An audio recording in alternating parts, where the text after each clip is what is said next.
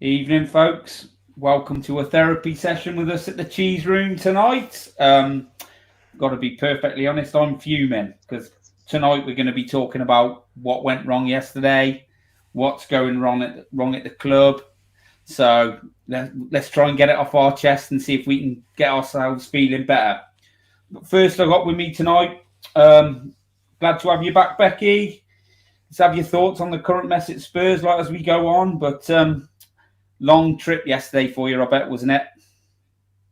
Yeah, I have to say, as North London derbies go, that was a rather strange one.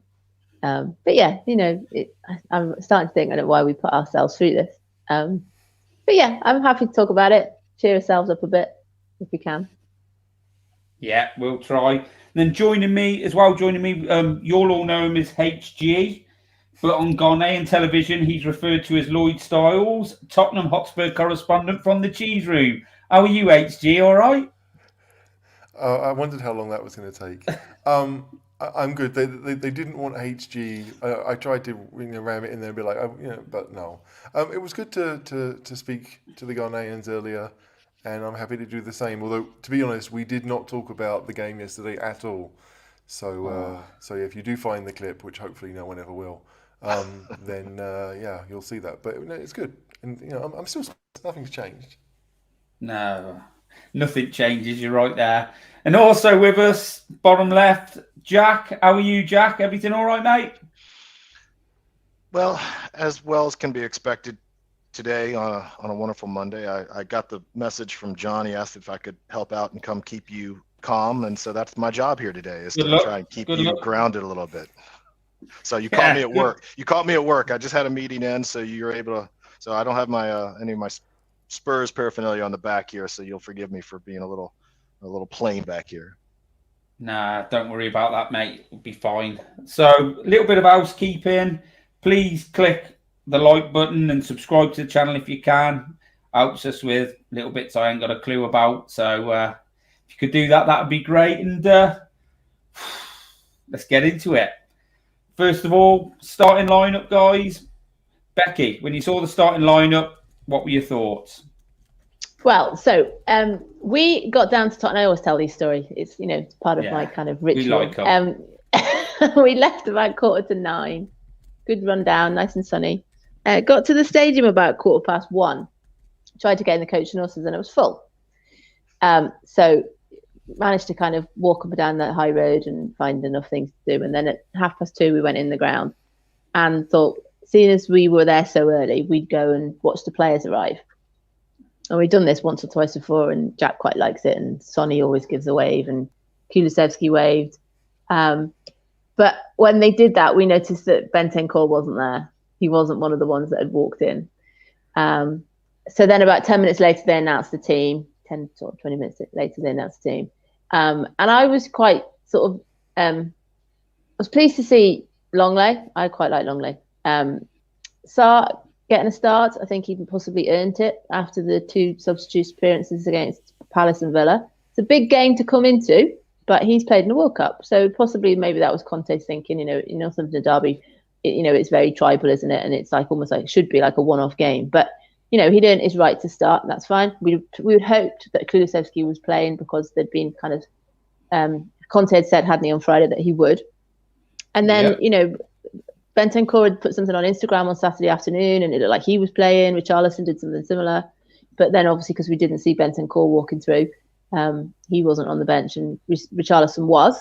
The kind of red flag for me was whether Perisic had picked up a knock and Sessegnon was playing. Now, I've read numerous people quote back at me today that possibly thought he was going to be quicker against Saka. But as it kind of materialised, bless him, Sessegnon really struggled against Saka. But yeah, so in terms of the starting lineup, it was a fairly strong side. Obviously Bentancur's not fit. We can argue until the cows come home whether Richarlison would have gone straight in for Son or something like that. But for the players that we had available, I thought it was a fairly strong setup. Maybe Basuma was a bit disappointed he didn't get a start. I maybe would have thought that he would have been a bit more experienced in a North London derby than Sarr. But yeah, it was fairly hopeful as I'd been. I hadn't been particularly hopeful all week, even driving down. Me and Jack were sort of saying, what do you think the score's going to be? I just thought we would at least score. But yeah, reasonably strong lineup, I thought. Yeah, I mean, there was a few, like you said, Star coming in, probably earned that role in the team. Jack, what did you think to that lineup, mate?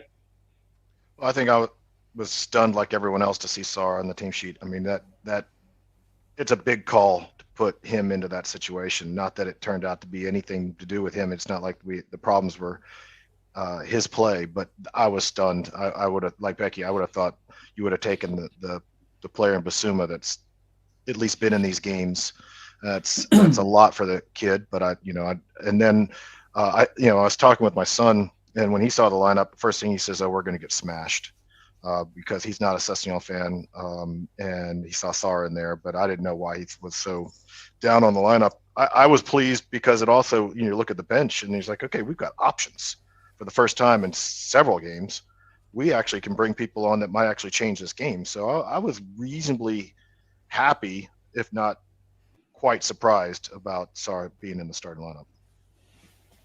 Yeah, HG, what about you? Team selection, team formation, surprised, not surprised?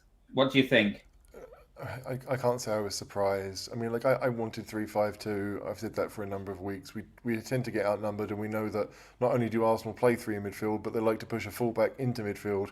So it was pretty clear that we were going to struggle if we couldn't keep the ball up front, and we couldn't, because their back three would have been Ben White and Gabriel and Saliba were just big and strong, and Kane can't do it by himself. So it was, I don't know, like as Becky said, that's a strong team. You look at that 11, there's only really two that you think aren't in our best 11. And I would say that's probably Sessegnon and Sarr. Everyone else, that the 11 that finished last season, most of them are there. Do you know what I mean? Like Longley is the only one. Doherty played a lot of games at the end of last season. So yeah, it's frustrating because I don't feel like we've played a lot of two-man midfields this season, but it seems that every team has been able to play around us. And when they play around us, we have little to do but defend, and then it looks like we're playing counter-attacking football, which I don't think is ever. I still don't think that's really Conte's goal, but that's where we are. So the 11 that started, yeah, I mean, what can you do? Like you hope that everyone's fit will work, and that's kind of where we are now. It's just hoping. Yeah, I mean, we'll get into it later. I feel a bit like the 3-5-2. I mean, I think he's a bit of a wally. Well, he's a lot of a wally, but like Paul Merson, they asked him before the game on Sky, and he just literally said, Arsenal win this easy. Spurs play two in midfield, Arsenal play three, they'll play round them and beat them comfortably. And he was pretty sort of like spot on with his analysis. Why is that so obvious to everybody else and not to Conte, though? I've read a lot today about why didn't we play three in midfield and we struggle. And, even going back to, like, I can remember having a conversation with Seb at the United away game. And he was like, yeah, it's really high risk. And like HG just said, once it works, we're away. It just isn't working. And like you said, it's almost like it's a strong side, but when it kind of set up and, you did see how strong Arsenal's midfield was, it was just quite hopeless. Yeah, I think like the reason. Sorry, HG, you carry on. Like had we played our best 11 and had we played three in midfield, Arsenal still could have beaten us. I mean, there's no we talk to everyone looks at the stats and you see the second half and you think that Spurs got back into it and had all the chances, blah blah blah. Arsenal took their foot off the gas, like many teams. Brentford did the same and paid for it, and I think a couple of teams have paid for it for doing it, because if we do have the ball, then we are good enough to score goals usually. But when it comes to at the start of a game when it's 11v11 and you're all trying to impose what you want to do, we can't do it. I feel like in the first 5 minutes we had a couple of decent openings that looked like, okay, maybe this is going to work. And Arsenal stuffed it, or we stuffed it, probably. Yeah. And then after that, Arsenal got the ball, and that was that. We almost had no choice but to retreat. Yeah, I mean, there's so much I want to say on why we can all see it, yet Conte doesn't do anything about it. But I'm going to save that for after the game when we start talking about different bits. But yeah, Becky, I mean, in our group chat, there's me, a window fitter, and a manager from Tesco's saying, why aren't we playing three in midfield? Why are we just playing two? So, and like you said, every man and his dog it can see it. But anyway, we'll get onto that. Let's get into the game. Oh, go on, HG. No, you have to remember that as everyone was, is very keen to tell you when things are well.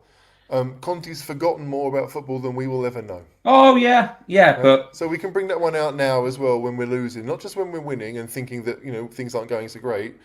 It drives me nuts because you're right. Like none of us have had the training, none of us have been around it, and yet we can all see it. Yeah. Paul's put in the chat there that he's kind of Conte's becoming a bit of a dinosaur. It's the, I know we'll get into it in chronological order, but it's the kind of lack of ability to kind of change things up. People were like sort of saying, 70, 75 minutes, 80 minutes, change things up. It's almost like he's given up. And then if he's given up, then it feels like everyone else has given up. And like I said before the show, we feed off each other. The atmosphere was odd for a Nottingham derby, but form comes into that, I think, as well. But I can still remember now that thing with Sessegnon, where Kane basically passes to Sessegnon crosses it in and it hits the first man, and then Kane bursts out towards the line to go and get the throw in. And he can't do everything.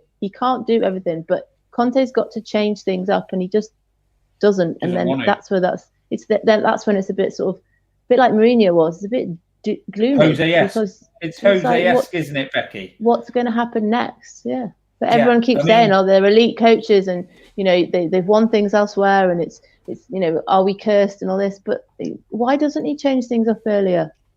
I don't see what he's got to lose. And the irony is, we're talking about three centre backs in a back four. That's what Jose Mourinho tried to do. He had Ben Davies as playing left back and could play centre back nearby, and he pushed Aurier high up the pitch. So how can we suddenly be playing badly with a system that's now in vogue? It's just everything's so Spurs, right? We've got I still believe we have a decent 11, but if some of those players aren't available, you have to change things up. You have to get the best from what squad you have available, and if that means playing 4-4-2, then play 4-4-2. Do you know what I mean? That's what it comes down to, and. At the bottom, you see people like, what was it? The guy at Forest, Stevie Cooper, right? Forest at the start of the season were basically trying to find something that worked because they brought in so many players and they couldn't really figure out, is Brennan Johnson part of the best 11? Is he not? Do we go with the new signings or do we stick with the players that brought, the ones that are still around from the championship season? But they've got to the point now where they've settled on something. I think if it means playing a relatively pedestrian back four and a pretty solid midfield three, they're okay with that. But for some reason, Spurs have just decided, and we've seen it before in the past. If you go out there and you butcher teams playing one way, like we did at our best under Pochettino, then fine, go out and do it every game. But when we're not and we can't, it does seem to be, okay, well, we're going to give this guy a game in the same system and see if it will get better. And Bissouma's hasn't really performed. And then you think, is it going to be Longley or Davis? Does it really matter? Well, maybe not, but it would be nice to have a back three that is pretty solid and sticks. And we haven't done that. And there's not been that many injuries in that area either. And yet we still just seem to be chopping and changing for no real reason. And it's frustrating. I mean, it is frustrating, isn't it? And Jack, even more frustrating when your goalkeeper on 15 minutes throws one in his own net, isn't it? We started off, I wouldn't say we were on the front foot, but we were sort of a little bit more active on the pitch. And then 15 minutes, I thought Saka got behind Sessegnon a little bit too easy. And then Sessegnon tried to show him I don't even really know what he tried to do. He just showed him the goal and he sort of went to cross it. Hugo, I didn't even know what he's doing. It's pointless even trying to guess what he was doing. Bad, wasn't it, Jack? Yeah, I mean, Sess was not looking. The run was good. He comes in off his back and then just takes off down the line. I think even I want to replay it. I think if Romero is up 2 feet, he's offsides. But that's not. I'm not criticizing Romero. But he gets down, and as far as Sess, Sess is, I think, doing exactly what you want him to do. Is don't let him get onto his left, right? It's kind of like if you're playing Kulusevski down there, don't let him just come into the box on his left, because then you've got all sorts of problems. Keep him on his right, and you have to trust your goalkeeper to know, okay, I've got the cross, I've got the near post. And it seems like Hugo was surprised that he crossed it. In other words, it seemed, I'm not really sure, just the reaction and the way he looked was, no, I didn't really think he was going to kick it at me for some reason. And that happens. I mean, errors happen. I feel like, Jack, it took did it take a small deflection off of Sessegnon? It did. Very slight, though. It did. Yeah, very slight. Yeah, so, I mean, again, I hate, again, I see a lot of the debate.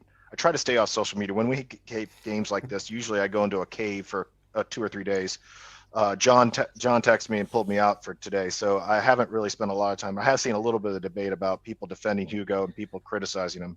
I'm not going to get into that. I don't want to play that game, but it's a mistake. And unfortunately, I mean, honestly, up to that point, I thought it was pretty well played. I thought both teams were getting up and down the pitch. I thought there was, like you're saying, there were plenty of openings early on where we were getting sets down the wing. We were getting some activity. I was a little bit encouraged. And then as soon as that goal goes in, it just, the air came out. You could just see, just because it's not Brentford.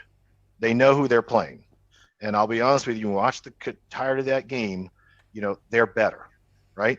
And they play better. They're more together. They have more confidence. And you let a goal like that in, and it just clearly was a deflation. But even with that, I mean, I'll just say, I mean, if you look at it and if you were to have the stomach to rewatch that game, I mean, I still say that Odegaard, that's a save that has been made in the past, and that's an own goal that shouldn't happen.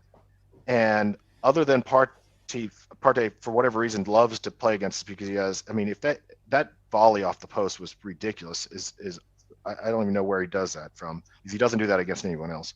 But it was relatively equal in chances. I mean, the game could have gone either way if you really were to watch it back, I think.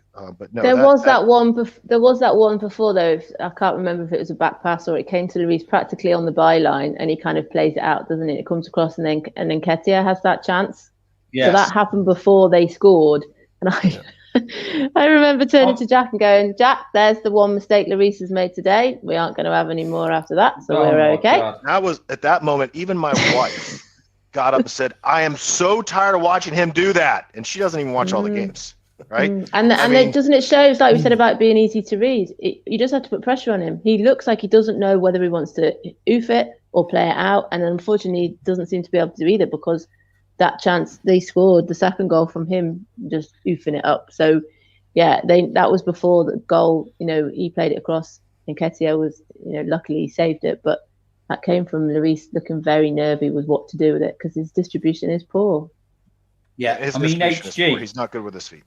Yeah, he is poor. 4 mistakes he's made leading to goals, which I think is more than any other player in the Premier League. And it's a good job Danny Baker doesn't do his own goals and gaffs videos anymore, because he would be on it, wouldn't he? Terrible goalkeeping. I'm assuming that's a Davo classic, bringing up Danny Baker videos from the 1990s. Nah. No, I don't know who it was, but okay. Yeah, not only is it the most by an individual player, I don't think a team has made 4 that Lloris has made. So he's basically. I think that's actually correct now. With that last mistake, I think that's actually correct. So it's tough because I don't how do they decide what leads to it, right? It seems a very, very odd. I made a mistake, and how long does it take before the goal goes in? But Lloris against Crystal Palace, he made a save early on when it was 0-0. They kept it 0-0, and there's no way we'd have won that game if that goes in. He made a lot of saves in that game. He's had 10 years of incredible saves. I'm not going to pile on the guy. I mean, he had a terrible game. He's not having a bad year. Last year was actually fantastic. This year's been atrocious. I'd just like him to be average in 2 years in a row, maybe. The problem is when mistakes like that are made, and we're talking about the 4 that he's made so far, the one at Newcastle where he kind of thought he was fouled and they played on, and then, there's the Arsenal one where he sort of parried it and Romero didn't kick it out, and then Villa. The one at Liverpool, the one at Villa, is once we're going behind enough as it is. So when that happens, you just see the heads drop, and that's the problem. I know it's almost like, we know we're going to go behind and we can come from it. But in the last sort of recent weeks, maybe, I'd say Villa as well, is they don't seem to have this right. You see Kane going like this at the halfway line, come on, let's go again. Yep. Something's missing. That sort of, or let's start again, it has gone. And I think it starts from the back. If it's starting from Lloris, he's our captain, and it's like that, then it's just filtering through the rest of the team as far as Sonny. The whole kind of confidence level is ebbing away. Yeah. As you say, like, he is the captain, and I don't think any Spurs fan has ever looked at Hugo Lloris and thought, on the pitch, he's a captain. Off the pitch, he might be the greatest person you would want to lead your club. I mean, I don't know, but I don't see it, but I don't know, right? But it does feel as if, like, we're being led by like a nice person who you do like you'd like to spend a day with him in the park somewhere. He'd probably teach you a bit of French, and you think, oh, what a lovely guy Hugo Drive is. your own from the pub. And none of that is a negative, really. But like, I don't know. All of us grew when we grew up in the 90s, and we saw these, the teams that were great then, and they had these not just fantastic captains for that time, but they were really great. I mean, Kane and Vieira, those two. Yeah. They didn't just represent the team. The team was them. Right? They made the team play like they played. And if you didn't do that, then you were out on your ear. And Spurs, I mean, it would be difficult for us to find someone like that, because players like that probably wouldn't really want to join Spurs. But you've got to try and mirror, find someone who mirrors that somehow, who can say, we're not going to get beaten. We are going to dig in when we need to, but we're going to play when we need to, because most teams can't defend for 90 minutes and hope to get the win that they want. It's strange that we seem to just allow teams to dominate possession. We get used to this idea of, we line up with the back five. Of course, to me, I find it strange wing backs are on their wingers, because then you've got three centre-backs marking one. Like, at one of those points, one of those centre-backs has got to say to Sesson, you know what? You can't defend. I'm taking him. I'm on Saka. You need to get further up so you give Ben White something to worry about. Because otherwise, Ben White can just stand there and do nothing. Ben White did very little in the game because he didn't need to do anything. We barely attacked down that side. Everything went through Kulusevski. I understand why, because, the crowd are nervous, and so the players are going to be nervous too, and it does transmit. But the players need to know, this is what will help us win, and do it regardless of what's really going on. Just find a way to pick those moments and do it. Yeah, I mean, and then by contrast, 1-0 down, we go up the other end. He made a good run, didn't he? And it sort of like bounced about a bit, and he had a reverse pass to Sonny. Sonny hits it. Ramsdale's there, isn't he? Credit to Ramsdale. He had a decent game for them yesterday. Yeah, very good game. So like Jack, he saved them, didn't he? And Hugo basically didn't save us. I said even it though in he our has plenty Patreon of times chat. in the past. That's what I said in a Patreon chat that day, is that right now, this is like in the 85th minute, right now the difference is the goalkeepers. Because I'm not disagreeing with you. You say they took their foot off the gas. I don't know if they took the foot off the gas as much as they were willing to let us have the ball. I agree, and defend. But at 2-0 in North London derby in 63 minutes, I don't know that you're really wanting, your coach is wanting to take the foot off the gas. We applied pressure. We got chances. There was a toe save. Was it on Sessegnon's shot? Sessignon had that, yeah. I mean, that I think is still luck. I mean, he has to stick his foot out there, but I mean, there's a little bit of just fortunate bounce because it glasses off his toe and goes out of bounds. We had plenty of chances to get back into that game, and I think the comment about, I think Craig Harlow in the chat also said this: the players are nervous playing in front of their own fans, and I felt that way recently too. I feel like I'm almost rather them play on the road, because then they don't have to feel that nervous energy where everyone's just waiting for a mistake, waiting for us to concede. But no, I think the difference really was, to a large extent, yes, the formation we can talk a little bit more about, because I have some thoughts on that, about us in a 3-4-3 versus their 4-2-3-1. But Ramsdale came up huge a number of times. I mean, I think in another day, we get one back, and if it's 2-1 and it's 30 minutes to play, I think it's a different game. I mean, people will say we're too positive, but if Son's goal had gone in, then it's a different game. But everybody it didn't go in. I thought he looked reasonably on the way. I'm not saying he's there to his old self because he's not wearing his mask now. His movement seemed to be better. That chance in the second half when Kane hit it to Son and Son curled it. That was like the old days. Mm-hmm. So yeah, Sessegnon in that kind of position kind of ran across him, didn't he, and then sort of played it back. But that goes in, and it's a different game. The atmosphere definitely would have been better. I kept saying all day yesterday to every single person I spoke to, we've got it if we score first. And obviously we didn't score first, but had that, a quick equaliser after them going ahead quite early on is a different game. And, talking to Jack on the way back, he was like, Ramsdale got man of the match because we had more chances than them. And, and we had really, really good chances in the second half. And I'm like, yep. It was, someone's put it in the chat. It's how we played, though. There was a chance they had in the second half where they were literally walking through us. And it was just, it was just too easy. And that is what we were saying, possibly Sarr was tiring. But it goes back to the idea that, why didn't he make subs then and bring Basuma on? Or it's just, yeah, we had more chances, but it was the way we played, I think, was why there was not really any atmosphere, because there was nothing, although we had the isolated chances, the whole overall play wasn't kind of building the atmosphere. Same old shit, isn't it, Beck? Same old shit. That's what they're playing. They know, what's going to happen. I mean, basically, that first half was a pants pulling down exercise by Arsenal. Partey's had that volley. The other chance we had was sort of like a ball in by Højbjerg, and Kane's had a header right at the end. But that would have been a really good goal if he'd have scored from there. That was really difficult to score from there. I mean, he got it on target, so he's done well. But I thought, like, after the first, once they scored, they literally just give us a lesson. It was men against boys out there, passing it around. Then it doesn't help. There's no confidence in the back. I think there was once we had a free kick from about 25 yards out, and within 2 passes, it was back at Hugo's feet. Yeah. And I can remember watching that going, we have gone from having a chance to either get the ball in the box or at least play it like we usually do, sideways to someone to at least maybe move it forward. And it ends back with the bloke at the back who can't kick the ball. But is that on Conte though? Is that what Conte's telling to do? I don't think so. I think that. I hope not. I don't think he said to him, "You need to be passing that back."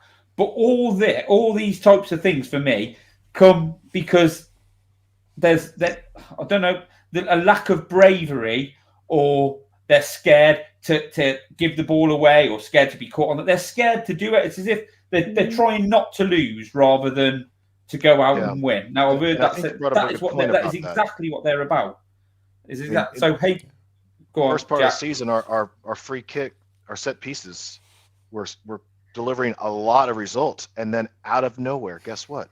We don't have any. I mean, we supposedly have the best coach in the world for set pieces, and we were getting huge results, leading the league, and all these headed goals, and all of a sudden, when's the last time we even looked threatening on a set piece? And I just can't imagine that they've changed their coaching methods on back at the training ground. Say, okay, everything that was working in the first 15 games, don't do any of that, right? Yeah, we're gonna now change everything up. I mean, it's something. I agree. There's something weird going on in the squad, and I have no idea what it is, but it I've got really a vague idea. Is odd. HG, because obviously, the first half comes to a close, and that's all we had. What's your opinion on that first half and why we play like that first half? I genuinely don't think it's a choice that we're making. I mean, I really don't. But it's a weird one because, are we playing better in the second half because teams are 2-0 up and realise they can let us have the ball? Because that may well be a massive part of it. We are doing better because we have more of the ball, and then maybe Kane will put one in the top corner and we think a comeback's on. Because that's what happened at Brentford. Like, Kane gets one from pretty much nothing, and suddenly we're 2-1 up. 2-2 comes very quickly, and we look like we could go on and win the game. But if Kane's not doing it, no one else is. It really is just him. The Palace game, 2-0 up thanks to Kane, pretty much. The second one especially. The second one was Kane through and through. And so it is worrying, but I still can't believe that we have decided as a team, you know what? We're going to try, and then the other team are going to realise they're better, and so we're just going to defend for the last half hour of the first half, and we'll see how close it is at half time. That would be nonsensical. We got to the point where we're 2-0 down at home, and the logical choice is to strengthen midfield, and you're like, but we need goals, right? So you can't really strengthen midfield by taking an attacker off, which would be what we might want to do. And so then you're thinking, well, what are we going to do? How are we going to change it around to get a better balance so that the midfield can function? Do we have to get rid of a defender? Okay, if we do, who's that defender going to be? Do we push Dyer forward into midfield and say to Højbjerg and Sarr, you know what, you've got some help now? And we go with that back four. And it means playing Sessegnon at fullback when he's not one. And it means playing Doherty at fullback when he's not one. But that's what you've decided, that you're trying to figure out and solve the problem. And the problem is, pretty much always, has been all season, midfield. So it's a tough call to make, but again, that's why he's paid 15 million. Like I can, if you're working all week on something and it doesn't work, well, that's football, right? But to then be like, well, if it's not working, let's just continue doing it with maybe some different players. It's not the players that is the problem. I don't believe that. So it's a rough one. Like why it happens. I mean, it's weird. Like City, we'll probably expect it, but we've got. I mean, the Fulham game away. Fulham are on form. I think they've won their last four out of 5, something like that. Like that's not going to be easy. And Preston will fancy their chances against us. Like we have to go there and say, no, this is what we're going to do, and this is how we're going to play. And that to me means strengthening midfield, battling in midfield, making sure that you are getting to those second balls first, and you are imposing yourself on your opponent. Spurs haven't done that in a long, long time.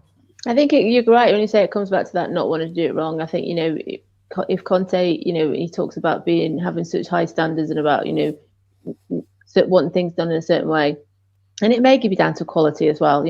Some of our players are maybe the quality, but they've passed their sort of time with us, but it is affecting them.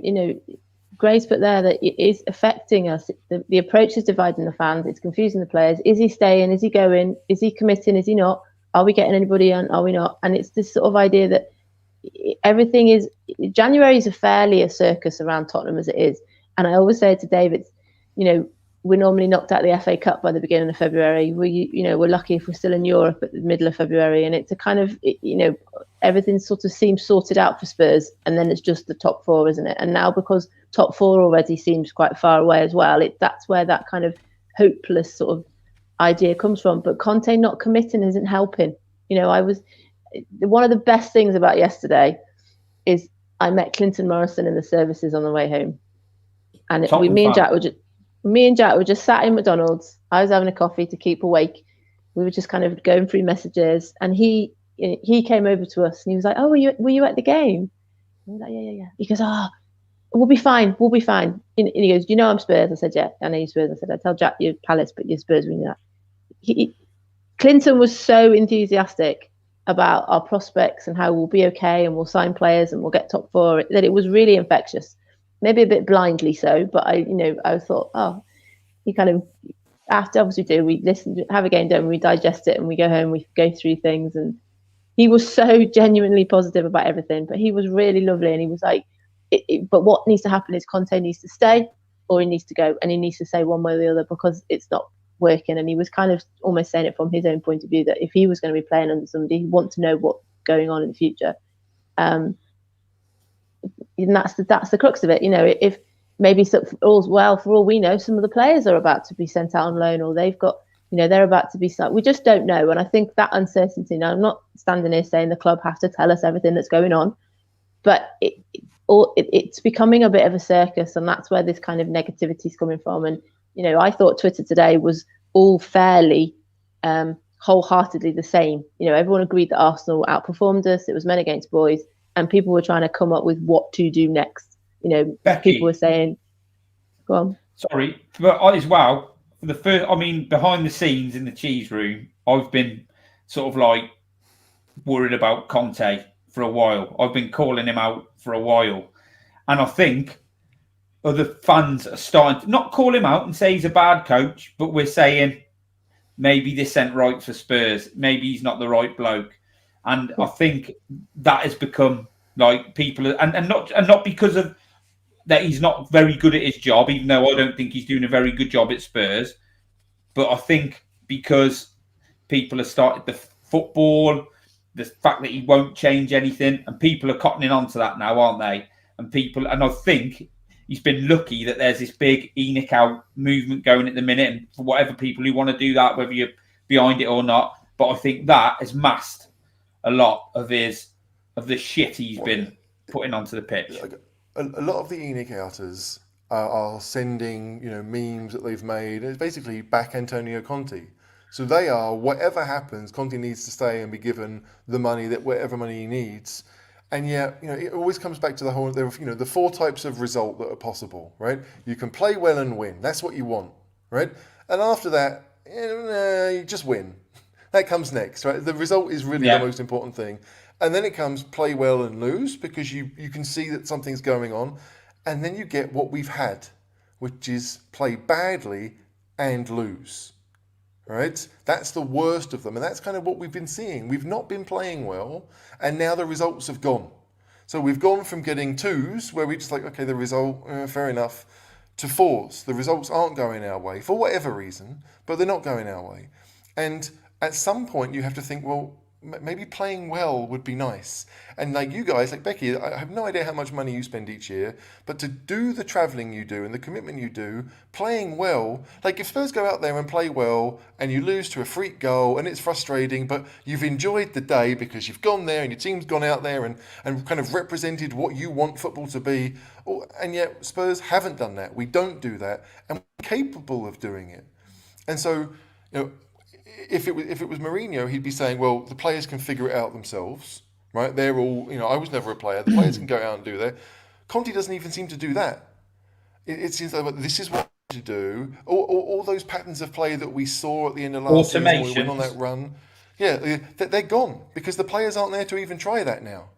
So we're all just kind of like, there was one passage of play that I really remember.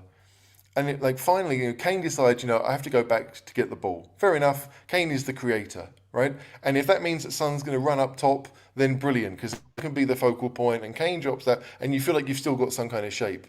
But Son hasn't been doing that. He's been staying in his, assigned role, let's say. And so you've got no one in the box to aim for. So at one point, I saw Kane look up to cross the ball, and the person in the 18-yard box was Romero. Yeah. And you just think, that can't be by design. We can't be literally saying to our best striker, the best striker I will ever know at Spurs, most likely, that, you need to go and get the ball, and maybe we'll just throw people up there who might win a header. Because if that's what you're going to do, play Sanchez, stick him up at the number 9. I mean, that would make more logical sense than what Spurs are actually trying to do. And I find that so frustrating. I really do. And Sanchez is not a number 9. I don't want to see him play up top. But that would make more sense than what Spurs have been doing recently. Because Kane is the only reason we are anywhere near top 4. If it wasn't for Kane, we'd be bottom half. And so you need him close to goal. But we need him everywhere. It's just not sustainable. Yeah. A lot of people are saying in the chat, a lot of people saying in the comments as well that the subs were all too late, and they were. And I think Gil barely touched it, not through his fault. Richarlison took a while to get into it. So even if you would argue he's making attacking substitutions, it didn't really kind of come to anything. There was a time I think where Perisic was playing up front for a bit, and like you said, Romero kept kind of marauding forward and taking people out. He was lucky to not get sent off yesterday. Yeah, well, his first 3 fouls weren't even fouls, but sorry, Jack. I mean, so you don't watch, you don't look at social media like the bits that we were talking about there. But 86 minutes, 2-0 down, Ben Davies comes on. What's all that about? No idea. There's not an explanation for that. I mean, I said this much to my son. We watched together, even though we're not in the same country. I said, unless there's, I said, the only thing I think is someone got a message to the bench that he's feeling something in his quad or his groin or another calf, or in other words, like he's worried about his fitness, and so they just need to get him off the pitch. That's really the only thing, because otherwise it makes no sense. And I, with this one of the questions I keep kicking around, and I would love someone to explain it to me, because tactically I may not be the most astute fan out there, but when they match up against a similar formation, I see that the team seems to do well. But most teams don't play 3-4-3 or something similar to that. So we're constantly been talking about forever about this system where we're getting overrun in midfield, and yet he seems to be pretty inflexible to it. Now, again, like Jose, he's won everywhere he's gone, and Jose's gone on to win, albeit the third European competition. He still won a trophy after he left us, right? Yeah. So these guys clearly, like you said, have forgotten more than we know. But is it possible that he's simply, the system works when your 10 outfield players are better than their 10 outfield players, so that it doesn't matter? In other words, if you've got the two best if you got Modric and Busquets or whatever, I mean, playing in the two, Prime and it Conte. doesn't matter. Yeah, and you've got Hakimi, and you've got Alphonso Davies, or what? I mean, in other words, if those are your players that you're dealing with, is that what is required for the system? Because it still seems to be that you can't have a transfer strategy that's good for the Pochettinos of the world or the Eddie Howe's of the world or whatever, and then hire Conte, because if his system requires you to be better at basically almost every position than your opponent on the pitch for it to work, then got to make a choice. And the problem is, like you said, Becky, what is the communication? I've been watching this club not as long as you guys have, but the lack of communication from, as Bren's interview with the Supporters Trust highlighted, who explains the strategy? You have a chairman that doesn't get in front of a camera or a mic. Paratici, when he was in Italy, was clearly the spokesperson for his club. He was always with the media. He was always talking to the fans about what they're doing, what they're going on, right or wrong. I didn't follow it closely, but that's my understanding.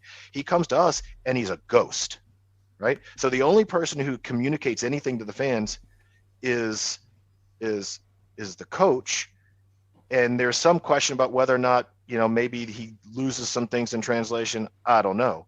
But I mean, I get frustrated because I don't know what their plan is. I don't know what they're trying to do. And it doesn't seem to, they keep swinging from one side to the other and won't pick a strategy and stick with it.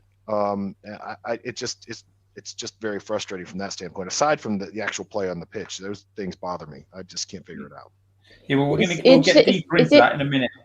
Sorry. It's interesting you say that, because from that observation, listening to that, I didn't know that about Paratici. Is that maybe Levy's told him he's not allowed to, operate like that? Exactly what I'm saying. That, listen to that and thinking. It's interesting that, I mean, sorry, Gibbo. Like when Conte took over, we paid the money and got Fabrizio Romano on the show, and he said 3-5-2 is what we'll do. Spurs will do. That's what Conte likes, and we're like, okay, because we thought Nuno would do it and he didn't. So we still thought we had the players that could probably figure out that system, but a lot of those players, for whatever reason, then fell out with Conte. So we've got to the point that now Conte's moaning about no creativity in the team. We don't have people that can beat a man, and you're thinking, well, Ndombele was no great shakes. But when he played well for Mourinho, it was in a 3-5-2, and we basically just said, you can go off and do your thing, and we'll make sure that we're kind of secure enough behind you. Mourinho realised that he had a massive talent, and so built the team almost around him. Lo Celso never really did it for Spurs for various reasons, but there are two creative players that Conte just threw away. We didn't replace them with anyone, because Richarlison's not that creativity. He's a striker, so you hope, okay, maybe the goals will come, but you just think, does he? If he really thinks that 3-4-3 is going to work without creativity, great. But then you need wing backs, which we didn't have, and we've never had those. And we've always thought that maybe Doherty could do a job if we're on the ball. But again, when Doherty was a wing back and successful, Wolves played 3-5-2, and they recycled in that midfield three with Moutinho and Neves and whoever the third one was. Doesn't really matter. Do you know what I mean? They were able to keep the ball, and Spurs can't do that. So if we can't keep the ball, then you're looking for runners in midfield, which, let's face it, probably Sarr is the best of those. Bentancur can move around, and he's very mobile. But then you start thinking, well, is that the best two? And Højbjerg scored a few goals, so maybe that's papered up a few of the issues that we've had. But we're all kind of, it feels like the guy who's, you've got a wall in front of you with like 6 holes and water's coming out, and we can fix 2 of them at any one time. And maybe that will be enough to keep us dry a little bit, and but it's not a viable solution. And yet we've got 6, 7 players out on loan. Not all of them could be in the squad because the squad has a limit. I get that, but you build a squad that can maybe do something. Like I understand that Levy wouldn't want to keep Ndombele at 200 grand a week and he's player 24, right? I understand that, but like if you've committed to spending the money. Like from Levy's perspective, it's like, you know what? The money's going regardless, kind of. Let's just figure out what works. And Conte has to make that call. And he made the call to get rid of those players. And every Spurs fan was behind it for various reasons. But if you don't replace those qualities and it's not working, there is no option. Like we have no, like the plan A is barely a plan. And the plan B doesn't exist. And so Spurs are, we're just reliant on Kane the whole way through. Yeah, I mean, God, we got this is really good chat. We got 214 people watching.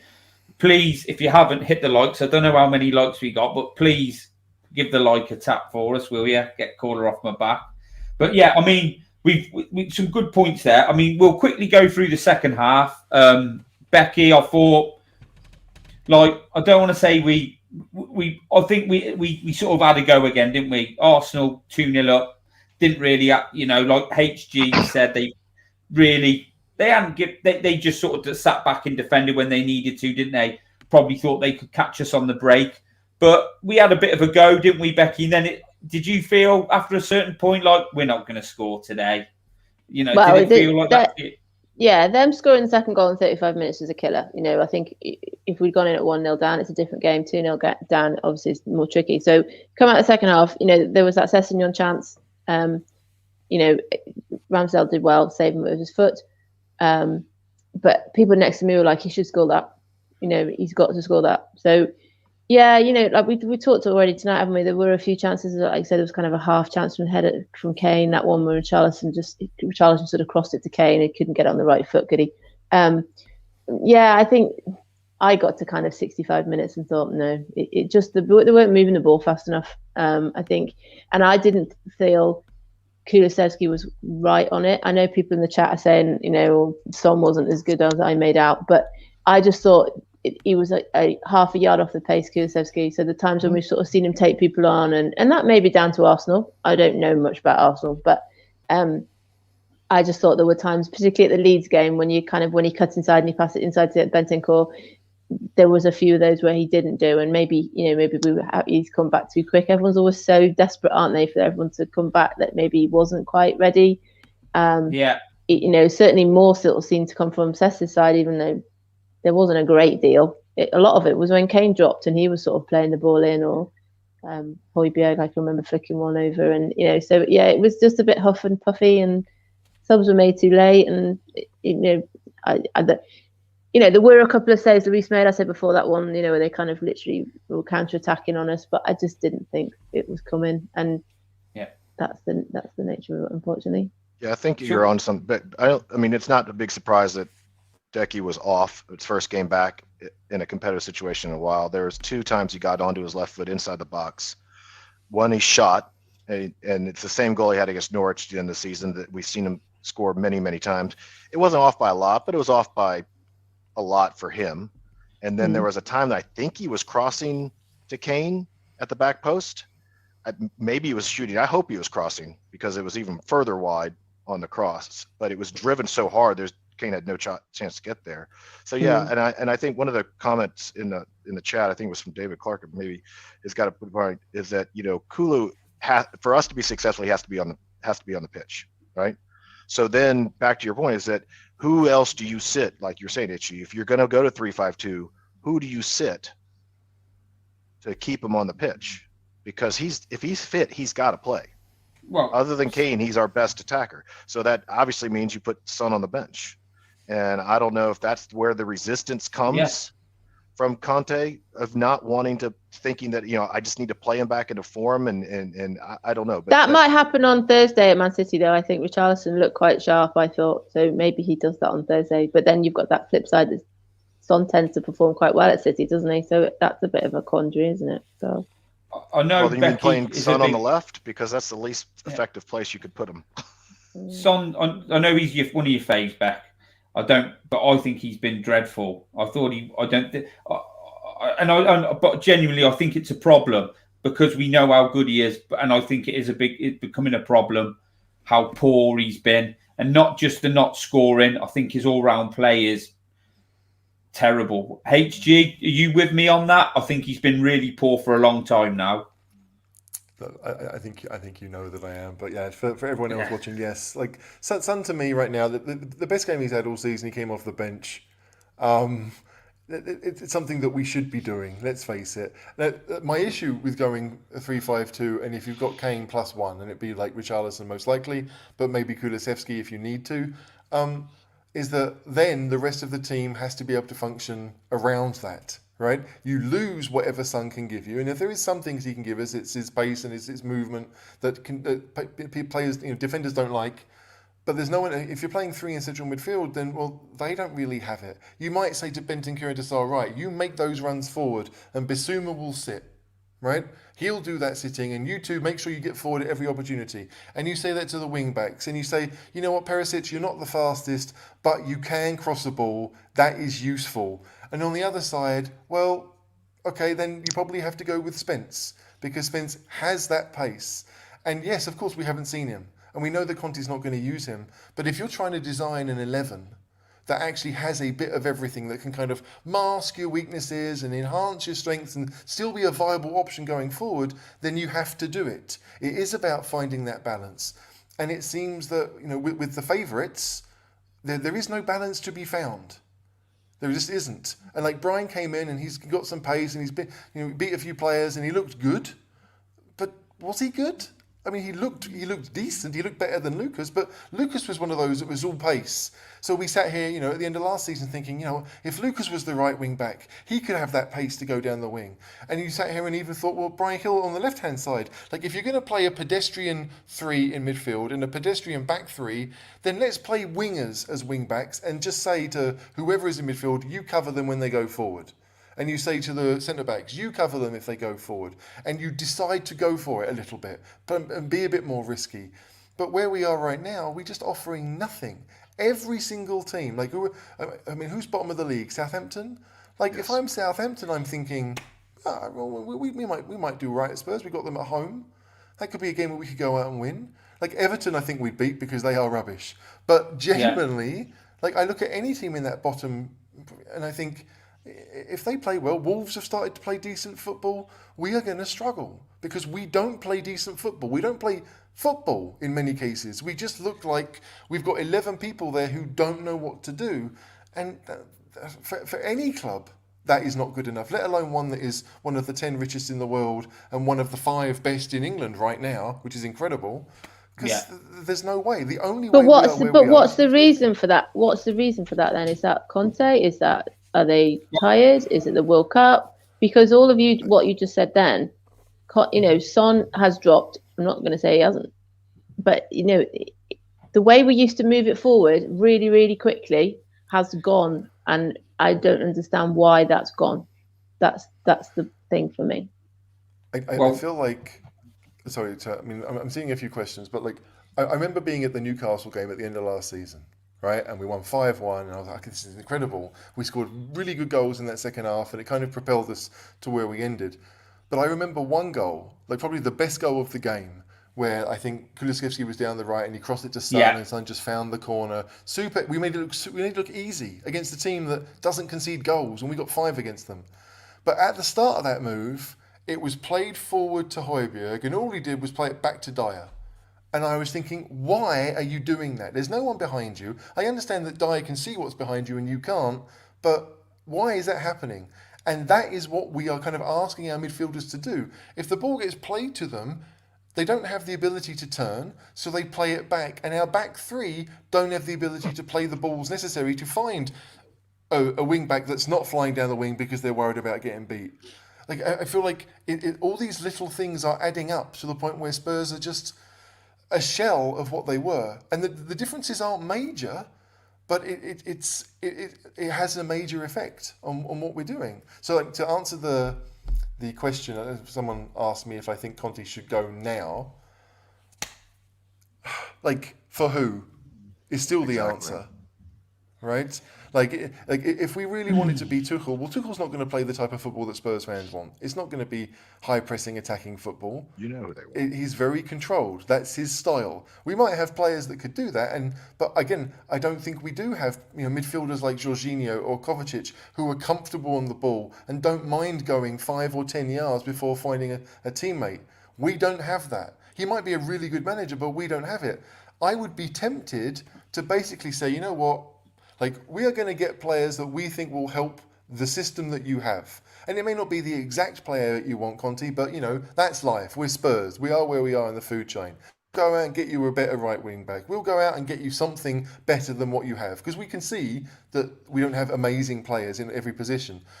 But at the same time, end of season, fine.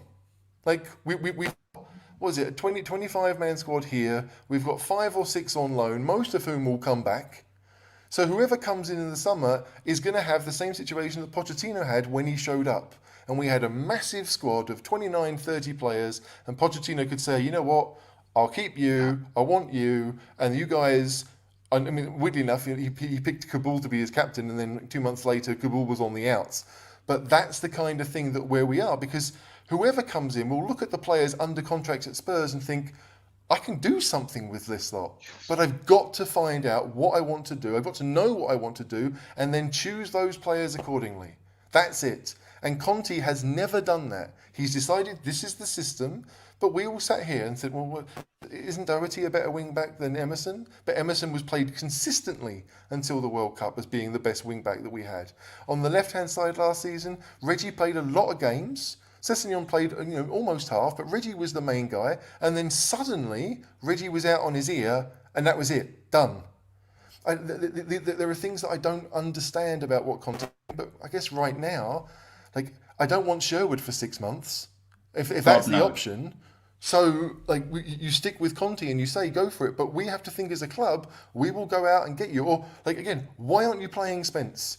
Like, if I'm Levy and I have the balls to say that to Conte, which I don't think he does, but if I would be asking that question, because no one thinks that we are a great side right now, and we've got someone who offers something different. You play him against Man City and Fulham in 3 weeks, and you can say, you know what? If it doesn't work out by the end of January, we can ship him on loan, and I've tried. But that would be better than nothing. It would be better than just doing nothing. Jack, what's your take on Conte currently, and where things are at with him? Me? Yeah. I always have deference to the people in charge because, like you say, they know more than I will ever know. But I have to get to the point where I'm confused because, for the same of the reasons that HG is saying. I mean, I've said for weeks and weeks and weeks, the squad seems to clearly favor some sort of 4-4-2 formation, right? Where you could have people like Perisic or Son on the left, Doherty or Kulusevski on the right. You've got Kane and Richarlison up top. Or if you're going to play, like you're saying, the 3-4-3, then put Kane and Richie up top and Kulusevski as your right wing back, so you don't have to bring off the pitch. So there seems to be, from my stupid eyes, so many simple options to change the formation, change it, that I have to say he's thought of that. He's looked at that and said no, and I can't figure out why. So some of it says, okay, well, he says, okay, we were playing the same system last year and wiping the floor with teams. So then I say, okay, then it's a player issue. It's a confidence issue. It's something in the dressing room that has gone upside down because it's night and day with these mostly same players. Now, I know we've had a lot of injuries. We've missed a lot of time. Richie's not been on the pitch anywhere near as much as should. Same thing with Kulusevski. But just, again, the demeanor of the players, the confidence of the players. I mean, Pierre looked great, and all of a sudden, out of nowhere, he's just regressing almost. Yeah. I mean, I'm a huge fan of his, but he just doesn't look like himself at all the last month since we've been back. So I just don't understand it, except to go back to, is there something in the DNA of the club? Because, I mean, it's not like we haven't been here before with multiple other managers who've been successful. I don't know. I've seen in the chats people see, well, why aren't you throwing Enic and Levy under the bus? I mean, that by default means that. I think in the Athletic article this week, didn't somebody, I don't remember if it was Tim who wrote it or Jack, but it was like, would Levy have fired Levy? Right? That was an open question. And I think the answer, maybe so, because he's certainly pulled the trigger on a lot of managers. But again, identify what you want to do. If you're going to bring in an Arteta type person and give them the time, now I still say if he hadn't won the FA Cup, I don't know if he would have survived. But I mean, he won it, so he got the time he needed to get the players out that he wanted, and get the players in that he wanted, and look at where they are clearly. So if that's what the club you want to be, then that's the manager you got to hire, and you got to go for it. Or if you're going to win now, you've got to give them the tools to do it, and just step back and hope that it happens. And at the end of the season, evaluate. Okay, didn't work out. We're going to go a different direction. And by the way, Paul just said Winks got on the field in the 62nd minute. So maybe that'll be the saving grace, is we'll bring Winks back in the summer. Did you hear what happened to Reguilón yesterday? No. Yeah. He came on sub, I think, on the 64th minute, and then got 2 bookings in 4 minutes and got sent off. And he's been injured for ages. That might have been his first appearance in I don't know how long, because he's been injured. I think it was. Yeah. I think it was the second. We could have kept Reguilón. He's been injured, right? So it wouldn't have made a great deal of difference. But Daniel Levy, the idea of Daniel Levy sacking Daniel Levy, Daniel Levy will tell us whether it's true or not. He will tell us, I'm not in charge of the football side of things, right? I'm in charge of getting the new stadium built, increasing the revenue, increasing the value of the club so I can sell it in whatever time limit. And that would be true, really, because, he's, I think was it 2004 when we brought in Arneson and Santini? And that was the moment where Levy was like, you know what? We've been spending money. It's not working. We're going to get some guy who is going to be in charge of the football side of things. And he's going to bring in his own, well, actually, no, because I don't like Martin Yao. I never heard of him. We'll get Santini because he's a name. So Levy does get involved. There's no doubt about it. But it is kind of...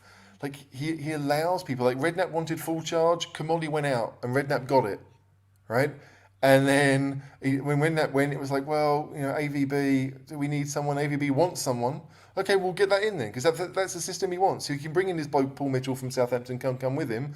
Brilliant, everyone's happy. I don't feel as if Levy wants to get involved, but I do feel there are some times where it's like, I like this guy, and it's my club. I can do what I want. He reacts to stuff. It does. And it's very kind of there's a guy at Sheffield United, right? Called, I think his name is Jayden Bogle. And I saw him play once, maybe even against Spurs, when Lucas Moura got, gave the handball and it wasn't, the goal wasn't allowed. I think he played in that game. And I thought, the goal, the Dombele, that would have been And I thought, Jayden Bogle looks a player, right? And it was ridiculous because it's one game, right? And he's been injured for most of 2 years, I think, at Sheffield United. But I've always thought he's a bit of a player. And he came back and he's played, I think, 5 games and scored 3 goals at right back or right wing back for Sheffield United, who were flying anyway. And you bet that if Levy was to see that, if there was an FA Cup game involving Sheffield United against a bigger team, he might be thinking, oh, this could work. And weirdly enough, he'd be kind of right. But I don't want him doing that. As much as we can sit here saying, well, Spence would be a better option, he might be, but he wouldn't be at the club if it wasn't for Levy. I think we all know that. I don't think Levy really understands how stubborn managers can be, that they don't want, especially ones like Conte, been there and done it. The idea that some short-ass bloke who's good with money can come and tell him who would work, I wouldn't really want to listen to it either. But it's just, at some point you say, look, your system isn't working. Someone needs to go up to Conte and tell him that. And no one's going to until it's time for him to get sacked. No one's going to do that until it's then time. I couldn't care less if he walked out the door tonight, Conte. I support the crest. Support the crest on the shirt. And it's just for me, I've got them written down here. I got them earlier. All the games we've been behind and for me, we say he's an elite manager and stuff. Yet how many games was it that we went 1 or 2-0 behind him? Was it 10? Is it 10? Yeah. So what really, well, he is a good coach.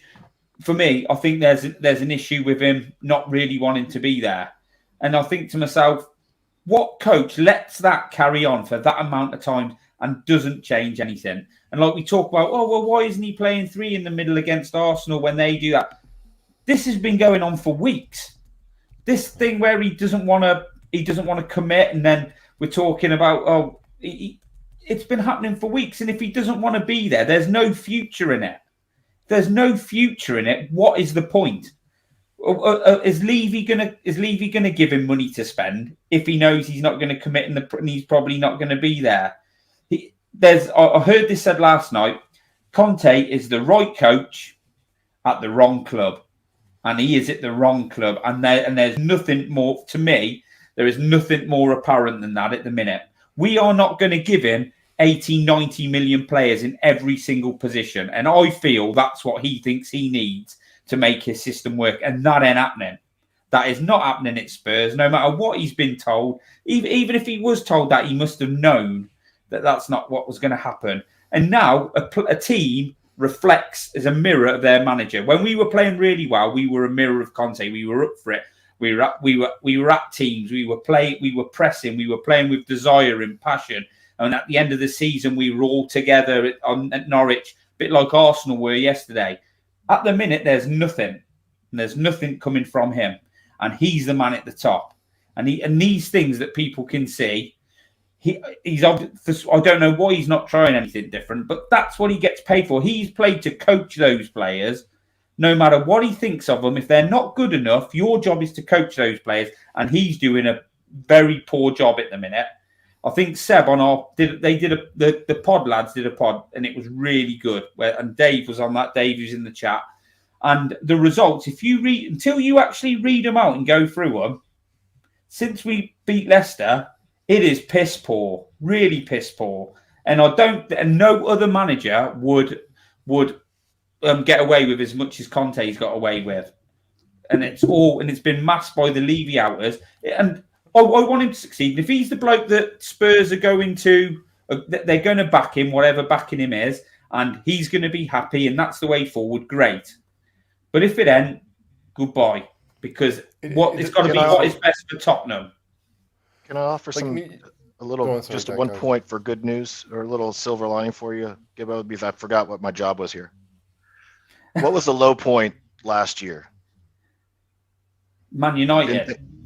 No, I'm going to take a different tack. We thought the manager was going to walk after the press conference. It was a 1-0 loss at Burnley. Yeah, that was bad.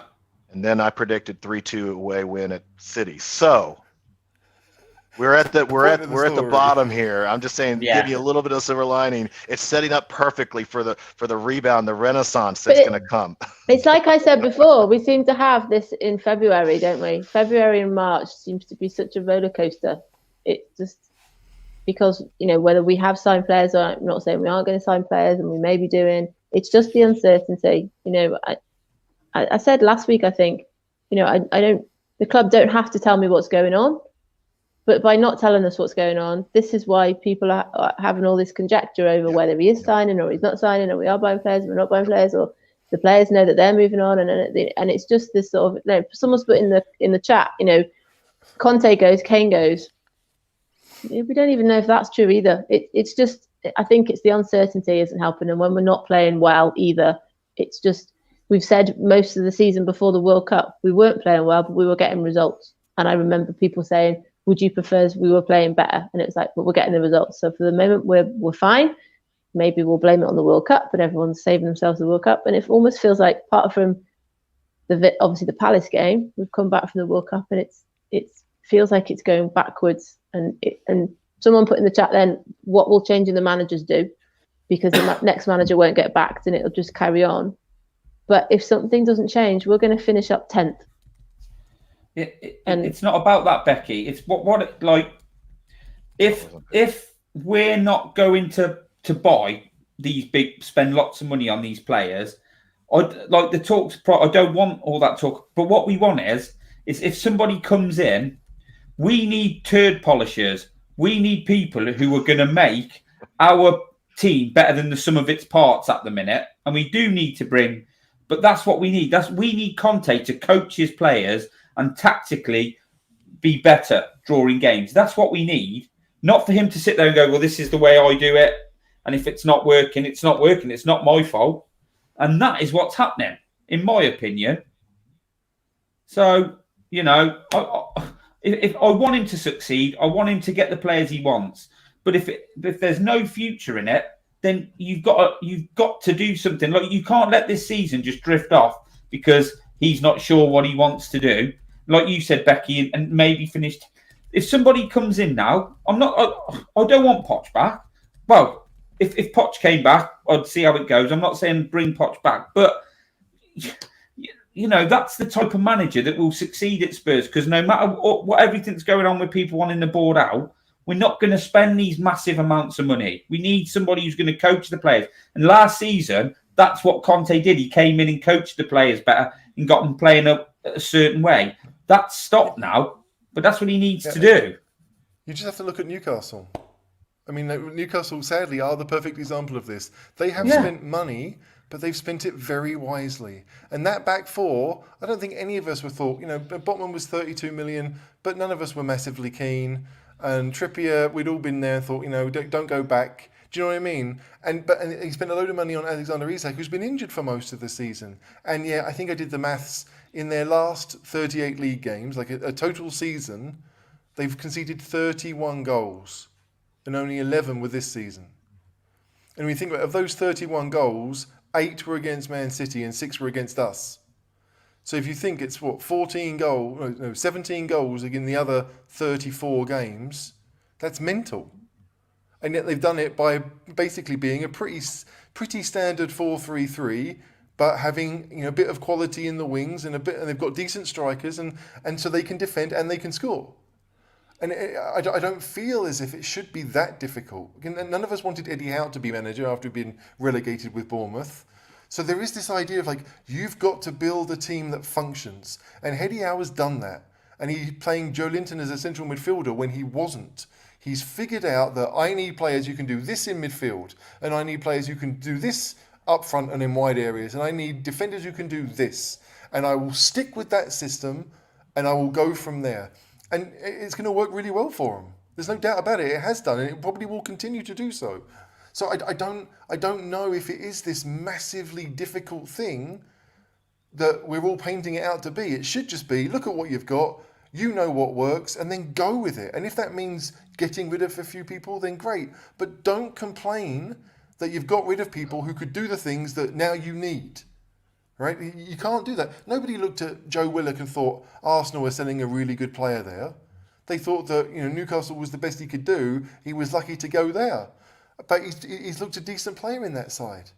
You've got to, like, if you're going to create a system that has square holes, use those square players. If you want round holes, use round players. But you know what type of player you've got. Figure out a system. That to me is management.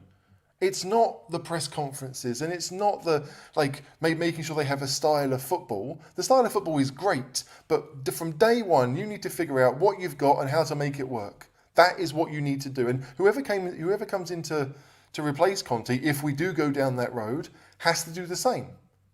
Because the chances of us going out and buying, let's say, 4 or 5 Conte players, which is probably what we need, it's unlikely. Because we went out and spent a load of money last time on people that strengthened the squad rather than the team. Bissouma's a really good player. Richarlison's a really good player. But if they're not going to play, then, I get it. Like, you know, you need to have people just in case. But, yeah, do you know what I mean? Like, let's make sure the best 11 is really good as best we can. And we haven't done that. So Becky, right? What in your opinion then? Obviously, there's probably more than we've got time to talk about. But at this very minute at Spurs, what is wrong? What is wrong at Spurs? What is the problem? And how do we sort it out? It's difficult because listening to everything that's been said tonight and over all the shows that we've done, you know, we are playing the same formation that we played at the end of last season. But the drop off and the change in it, you know, arguably having brought in more players as well, with being Perisic and Richarlison. I just don't. It's very confusing, to see what's happened. So I don't think there is an easy answer. I've said many a time, I don't want Conte to leave. I want Conte to be backed. But today's the 16th of January, and I've talked about this before. They had the one advantage of the World Cup this year is it gave clubs an opportunity to meet and talk about players that they were going to get in. So why didn't they do that? And if they did, what's happened? So that's a missed opportunity, I think. So we could have got people in early January. The noise is coming out from Conte, not saying whether. I'm just reading now a few bits here because people have already started suggesting who would be replacing him. There's no point doing a contract extension if the parties are not aligned and that sort of thing. So I don't know. I don't want Conte to go. I want him to be backed. But that could have happened, middle of December, beginning of January. I just don't see it being, if we do get anybody in, it's not going to be, we might be lucky, but it might not be, a great improvement. I think I'm like you. If he doesn't want to stay, why doesn't he just go? Because otherwise the season is written off. Yes, we're still in the FA Cup and we're still in the Champions League and we are 5th in the league, but it just doesn't feel like things are going to improve quickly enough. And we're not out of it, and we're not halfway through the season yet. And I know all of that. But I just don't know what the answer is. If he doesn't genuinely want to stay, then just come to an agreement where he isn't here and something else can happen. And that's not me saying I want Ryan Mason for 6 months either. This is why there is no easy answer to this. But I think it would be easier if we just knew what was going on. Is Conte going to stay? Yeah. And then we would know. And I think someone put in the chat that maybe the players know that he's not, or it's just that's kind of continuing this kind of feeling of things have gone a bit sour and we don't know. But in answer to your question, I don't know what the easy answer is, because changing managers doesn't always necessarily work. I've read so much about people saying it's not the managers, it's the board, and if the board are continuing to operate as they are, you can get whoever you want in. I think if we do end up not having Conte, having somebody that works with younger players and is maybe a not a famous name possibly may help, because although we were so excited about having Mourinho, thinking it would turn to be a turning point, Conte has just felt like a little bit of a repeat of Mourinho. So maybe having somebody that I certainly have never heard of may be a good thing. I honestly don't know. I just want Spurs back. People who see me, I've tweeted today, I want Spurs back. I want the attacking team back, and I want the exciting play back, and I want the goals back. I've been to 2 games in a row now when we haven't looked like scoring. But people are then thrown at me, oh, do you know what? No trophies, and you want attacking football, and everyone wants to win anything, and we'll get relegated. And an Everton fan even piped in about that as well. And I thought, but we weren't at risk of relegation when we were playing like that, because even in the Harry days when we used to win games 5-4, it was fun, it was enjoyable. Like we never won anything ever. We spend a lot of money. But it's also not. Everyone's kind of saying, "Oh, you must be accepting this is what Spurs fans have got." And I've seen, some of the comments. Some of the comments today have been quite pointed by some people. Luckily, they've been blocked. But it's this idea that, oh, this is what the fan base has turned up with now. They're just accepting mediocrity. I'm not accepting mediocrity, but no. It's hard watching Tottenham at the moment, and I would like the Tottenham that we had back. And if Conte can do that, great. If he can't, we need to find someone who can. Let's just have it straight. It's going to be short. This is HG. Then I'll come to you. Let's be honest. The football is utter shite. It is boring, turgid, rubbish football. That is what we're watching. It's garbage. It is Jose-esque. It's not far off that. Sorry, HG. I didn't say that before when I was giving my rant. It's okay. Again, I feel like it comes back to it all. Like, you can handle victories by playing badly if it comes to victories. And right now, we're getting neither, right? And it's really that. Like, if the ticket prices were half what they are, we'd still be annoyed. Right? Yeah. Because you're still making that journey. You go because you want to see your team try to win, right? Not do their... And, like, I don't feel as if it's our best interests, or pretty much any clubs, really, to look at a game and say... to play every game as if we don't want to lose. Because if you look at the teams in the relegation area, of course, if they go to Man City, they'll think, you know what, we're going to have to keep it tight and maybe hope for a point, right? Because they understand that that's where they are. But if there are games against teams around them, you want to go out and win those games because they're the ones that are super important, right? Like if Southampton go to Everton as they did and they win 2-1, it's not just 3 points because it stops them from getting 3 points. And so it does feel as if this idea that Spurs are the only set of fans that want attacking football is nonsense. I mean, the teams that win tend to play attacking football. Like Jose, because they win games. And Jose obviously has won a load of trophies in his career. I don't know enough about Roma last year to think they played negative football to win the Conference League. But I don't think they did. They probably were just the best team in it, and he allowed them to show that. They had the better players. Is that really down to Jose? Like when Jose took Chelsea to the finals, he did not the Champions League final, but when Chelsea were winning things, he had that mentality of like, we're not Man United, we're not Arsenal, we are the new kids here. We have to play a different kind of way to show that we are at that level and get those results before the next stage happens. I just feel as if Spurs are the 6th biggest revenue or the 5th biggest revenue or whatever it is, that still means we're not the top 2, we're not the top 3.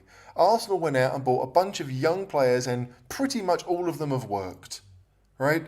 And they bought to a plan and pretty much all of them have fit that plan and it's worked. No one at Arsenal expected them to be where they are this season. No one did. Not an Arsenal fan in their wildest dreams would say after half a season, this would be the best Arsenal points-wise we've ever seen. But the point was, if Conte's system is to do that and we're backed, then fine. But Arsenal, they won a lot of games last year. And I think probably it was the injury crisis at the end of the season they had that, in effect, allowed us to overtake them. That injury crisis isn't there. They're not playing Rob Holding at centre-back. We don't get 4th spot. Simple, right? And so if we could see that, as we saw at the end of last season, we're like, you know what, we're playing well and we're winning games, brilliant. But that's gone. And it's not gone because of a couple of injuries. It's gone because we just can't do it. And, yes, we can talk about the amount of games that we played before the World Cup, and that's all true. The Champions League sides, like Man City, aren't as good as where they would usually be, and Chelsea and Liverpool are worse than us. So those teams in Champions League football have all struggled maybe where they want to be, where they thought they would be. And you've got the teams in the Europa League who have been able to rotate that much easier, Man United and Arsenal, who have both done better than they probably would have expected. Even they spent a load of money and Arsenal spent some more. They didn't think they would be where they are. United didn't think they'd be 1 point behind City or whatever it is halfway through the season. So there are so many things at play here, but it comes down to, as fans, if we're not excited to go to Spurs, we're not going to get behind the team. As much as we should, we're just not. We're waiting for that annoying thing to happen, and then we're going to slump in the seats. And the players are going to slump. Excuse me. But it's just, there are so many things. If you go out there to try and win the game, Becky talked about it earlier, when the players do something that gets the crowd going, you feed off each other. And we fed off each other when we beat Arsenal 3-0 at the end of the year. And yes, we had a bit of help from a referee. I get that. But we fed off each other and it became a wonderful experience. And Spurs we don't have it. And it does need to come from the manager. The players that he has, we can argue about Sessegnon's not good enough. We all know he's not good enough. So don't pick him, ever. Play someone else. Play Davies at wing back and Longley at centre back if you're going to do it, because Davies is a better player there. There are still options. You can hate Levy all you want, but Conte still has other options, and he's not doing it. Yeah. Sorry, Jack, that's okay. I've had mine. Jack, so for you, is it players feeding off Conte's sort of mood? Is it all to do with the board? What do we do? Because in my opinion, Jack, this is the issue we've got to sort out, how that's happening, because no matter what we do, stamp and shout, blow up black balloons, no matter what happens, that board ain't leaving short term. So what do we do to sort this out, Jack? Yes, I would agree that the Enic out movement is pounding sand. That's just, it's pointless effort. If you want to get involved, that's fine. Don't send me a message to join you. That's all I got to say. And it's not because I think they're great. I just say it's not worth the time. But coming from someone who literally flew across the Atlantic Ocean to watch the Newcastle game, I get, the issue with the style of play and the lack of enthusiasm and the lack of enjoyment, because I can tell you that was not an enjoyable watch. That was an expensive trip and not a lot of fun, except for you also saw the least amount of Premier League football on record as well, wasn't it? Like 53 minutes. I think only to be beaten by the Newcastle Leeds. Was it Leeds or was it? There was a 0-0 draw, didn't they? Yeah, Leeds, I think, isn't it? Leeds. Okay, I don't know. No, I think they beat that one by 30 seconds. I don't want to get into Newcastle and their style. I mean, I know they play decent football, but it's for only 51 minutes. But anyway, my feeling is let me just take the silver lining again. It always looks the worst at these moments. I mean, the reality is that I don't want to pick on players, but I mean, one of the big differences between last year and this year is we don't have a golden we don't have Son running into the golden boot, right? He scored one game this season, right? If Son has 7 goals outside of the Leicester game at this point, where are we in the table? He scored in 2 games. He scored in 2 games, but I get your point. Oh yeah, sorry. Yeah. Somebody also corrected me for getting the Burnley and Manchester City sequence wrong last year too. So, I'm getting old. I can't remember stuff. But I mean, it always looks the worst at this point. And I have to say that everything we're saying here, I don't understand how the coaching staff doesn't see the exact same thing. There is something else going on. I cannot believe, I don't know whether it's they're choosing to play politics or power struggles with Levy and the board over what. I have no idea. It doesn't make any sense. But the players themselves do not appear to be themselves. I don't know if it's because he didn't play the new signings. They didn't get on the pitch. He ran the players into the ground coming into the World Cup. Then they played the World Cup because we did no rotation in the first part of the season, and now you've got injuries and they can't get fit and all that sort of stuff. There's something I just don't believe that. Again, Conte got stupid and the players, are no longer talented. I mean, these are the same people as they were last year, and I just wonder if this is just the bottom of the year and maybe they can pull it together. That's what I'm hoping because I'm a fan. But there clearly is something broken with the emotion and confidence of this club. Or this team. I won't say the club, but the team. They don't look like themselves. They didn't look like it, 10 minutes into the game before their own goal. Still, the atmosphere, the demeanor, the posture just didn't look right. And so I just wish I had an answer for you, Gibbo. I don't. It's maybe they have tuned them out. Maybe they just say, okay, the system's not working, and we're not going to execute this system, and we just aren't going to perform. And I don't know if that's the answer. I hope not. But there's too many good players on this team to be playing this with these many errors. The number of passes out of bounds, the number of times a simple 10-yard pass doesn't play the person onto the ball. They're backtracking to pick it up and move forward, right? I mean, I'll be honest with you, I watched City's last 2 games. I've never seen them pass the ball that poorly ever either. I don't know what's going on at City, so maybe we're catching them at the right time, although the chances of them losing another one in a row is impossible. But there, so many times, it's just they just don't connect. It just is not fluid. Like you're saying, it's not fun to watch. And that's not the way it was at the peak of their play last spring. So I just feel like there's something else going on and it's got to be, it's up here. Because it's not. I don't believe it's the tactics. I don't believe it's the players aren't good. It's something in the zeitgeist of the team at this point. It just doesn't look right. And that's transferring to the support as well. That's the thing, isn't it? So here then, Jack. We lose to Man City. Go away to Fulham. Don't beat them. Play Man City again. Lose. Players aren't coming in because the board don't think Conte is going to stay. Do you keep Conte for the rest of the season, mate, or do you move him on and get someone else in?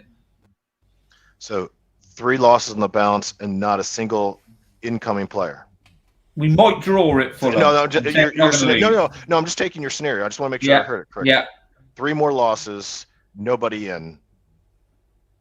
Yeah, go for that. Yeah. So I got to put myself in Levy's position, which means if I didn't give the manager any players, then why am I keeping him around? I might as well Might as well. I mean, I don't know why. If that's the scenario, I don't know how you. I don't. Again, I'm not really knowledgeable about these things. I'll be honest with you, but I can't see how you would keep them. Why would you keep them around? Because you've told the players you're not backing the manager, so they are going to lose any confidence. And I'm not asking for Ryan Mason to be a caretaker, because that's not going to win you anything. I mean, no offense to Ryan. I mean, I'm not. He may be a brilliant coach at some point, but it ain't now. Probably. Yeah. So I don't know why you would keep him. I mean, except for what does it cost you to fire him? Right? How big a check? I don't know. I have no idea what's in the contract. I mean, because it runs out at the end of the season. Yes, you can renew it for a year and force him to stay and make him walk away with nothing. But I don't see, unless they hate each other and they're just playing brinksmanship, I don't see that as likely. So I guess you would say, if you don't back him and you've lost 3 more games, it's time to go a different direction, start preparing for 23-24. Yeah, I mean, Becky, I was go on. Sorry, HG. No, you carry on, mate. Right, with the window still open, it's still in Levy's court, right? Like if Levy goes out and gets the players that Conte wants, and then Conte signs, okay, well, it's decided, right? But as soon as that window closes and the football's like this, there's no reason to keep Conte. Correct. And if you want me to be cynical, and Levy's thinking, I don't want to be paying 15 million for a manager that, gives press conferences the way he does, represents the club the way he does, I'll just ride it out, right? And that's awful, but I do think it could easily be happening. It's not like he has to face the media. Yeah, exactly. Like if he refuses to pay Don Bele 200 grand a week to train and sit on the bench or whatever, well, he's paying Conte more. Right, Conte gets more money than anyone else at that club. 15 million a year is close to 300 grand a week? My maths is not good, right? But I think it's like that, right?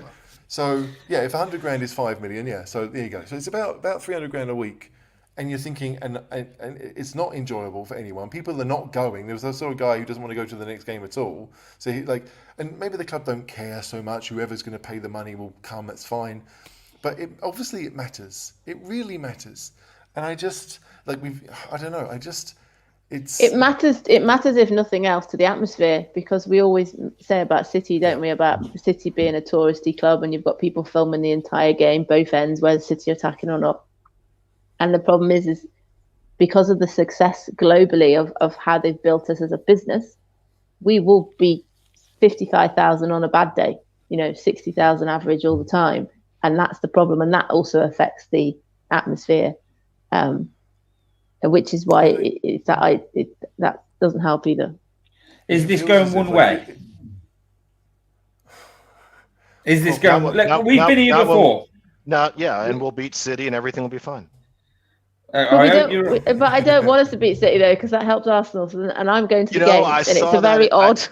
I think Seb said the same thing, and I had to. That's when I put my phone down, because I was like, okay, I got to leave this environment, because we're now deliberately losing to City so that maybe Arsenal doesn't win it. Not deliberately losing, but it wouldn't be the worst thing. I know that's not fair, but I was like, okay, I gotta step out. See, I'm not saying this is what I want to happen, but this is going to happen, in my opinion. This comment from Paddy at the bottom. I met Paddy on Sunday. It was great to meet him. I'm not saying that's what I want to happen, but I can't see anything else.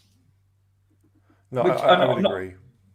Tuchel's being bandied about just because of the Chelsea roller, the merry-go-round. But I think Tuchel will play a similar way. So no job, lives in the same place, hasn't moved, which is literally at the back of the Spurs training centre, isn't it?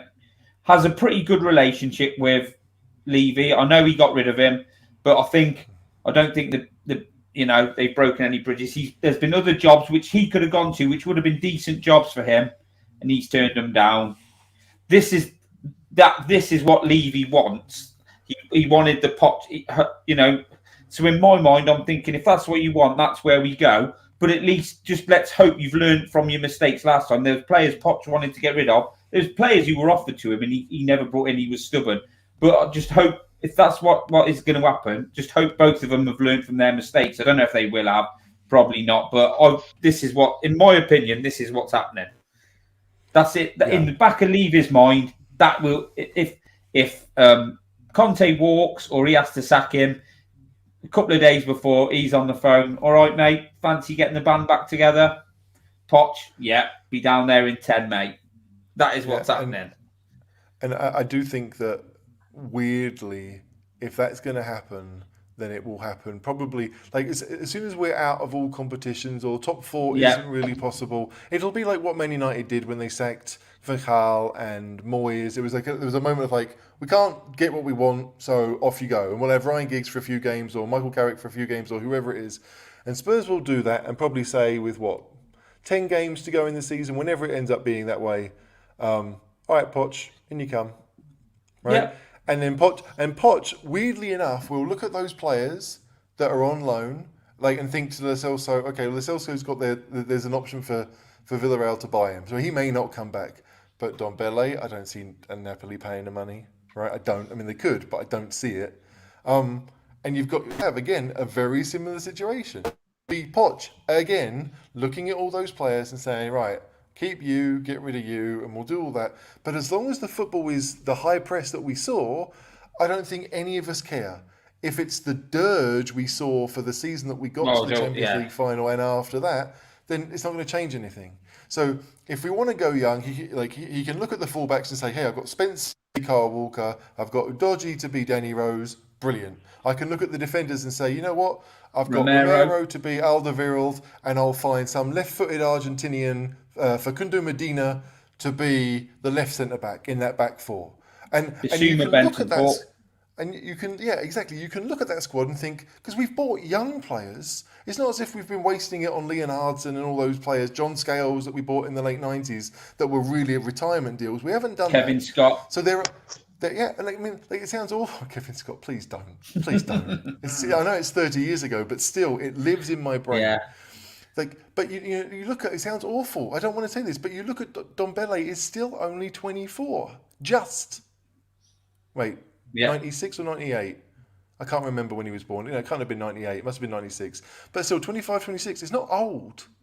You look at that and you think there are some talented players that you can build a team. And yes, you still need maybe a true defensive midfielder because we don't have that. And Kane obviously may not be a long-term option, but it's just again, for a long time I was like, no, not Poch. Really not Poch. But you can see it. If you want to create that 16-17 team and be there in 24, 25 or 25, 26, whenever it's going to be, I don't know. If Poch wants us and we want to have someone who's committed to us, I don't think Poch is going to angle for the Man United job like he did.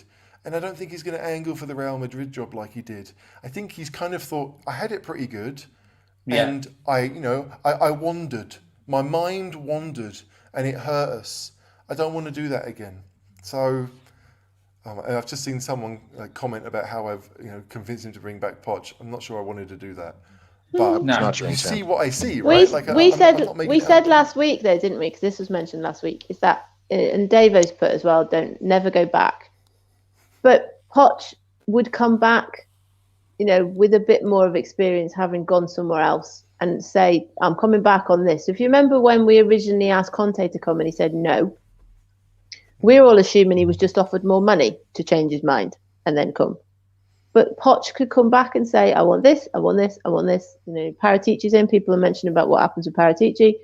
There are different things that you would assume, we would all do it as ourselves. If we went to an employer that we'd been to before, there would be things that we would know that we would say, this is what would happen. Surely he's not going to walk back in exactly the same way. That comment that we've bandied about so much about, it's a nice house, but it needs good furniture. Then, he's going to come back, isn't he? And there's going to be, you'd hope there'd be certain things that he would be expecting. Even if it is someone put in the comments about it being, just to the end of the season. He's not going to come back and take it exactly the same as it was. So it isn't having the same Poch back. It's a Poch back with a wider European experience. Yeah, we could see Brian. We could see Brian Hill play at right wing back in a semi-final, and history will repeat itself in just different with just different players. I don't know. Like there are so many things to look at Spurs and say, you know, we're on a decent track, and the results aren't there, and the performances aren't there. So it's not an obvious choice, but you can look at the players and think there is maybe something that can happen, even if Kane goes. And none of us want that, but we have to expect it. It's probably going to happen. But, you know, you build again. We're going to need to find the next Eriksen, right? It looks like Arsenal have got theirs in Ødegaard, right? But you need to find someone like that. You need to find, probably we kind of lucked into Dembele a little bit. But there are players out there. There really are. But you've just got to figure out what you want to be and how you want to do it. And for Spurs, we've tried to be a big team in a big way. Even with the stadium, I'm just not sure we're still there. You know, it feels as if, with the revenue that we now have coming through, right? I get it. Like, we can go out and really compete and spend the money that maybe Arsenal did a long time ago, or they are doing now, let's be honest. But it's all about buying the right players. That's it. And we've talked about this so many times. We didn't buy a good player pretty much between 2016 when Yama, I guess, would count for that one season, but 2016 and would you count Højbjerg? Probably 2020, 4 years of just buying dross. And even since Højbjerg, some of them haven't worked out.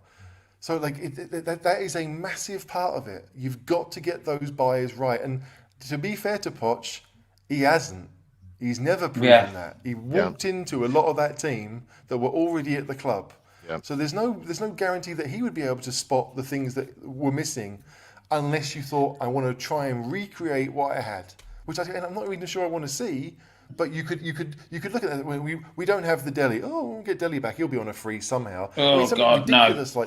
I know, right. But do you see what I'm saying? Yeah. Dele again, 26. They're not old. I think there's options out there. I'm not sure about the Poch thing, because at Poch at his peak, that was fantastic, and then it did go to shit, which wasn't good to see. And you wouldn't want him to come back and fail, really. But there are other options out there, and so I think what we'll try and do is move on to maybe something a little bit more uplifting, a little bit more positive. We'll go on to the Man City away game on Thursday. Jack, how do you think that's going to play out? Thanks. Well, the answer is I have no idea. No one has any idea. I do know that there was no chance of us winning that game last year because, while I might have gotten the sequence of the games wrong in my head, we were at a low point. And the only thing I can say is that there is a squad in there that can beat Man City, particularly right now for whatever reason, they don't look good. I've watched their last two games. They are not playing well. They're not getting service up to their wonderful striker. They're not passing the ball well. They don't look together. There's something just seems odd.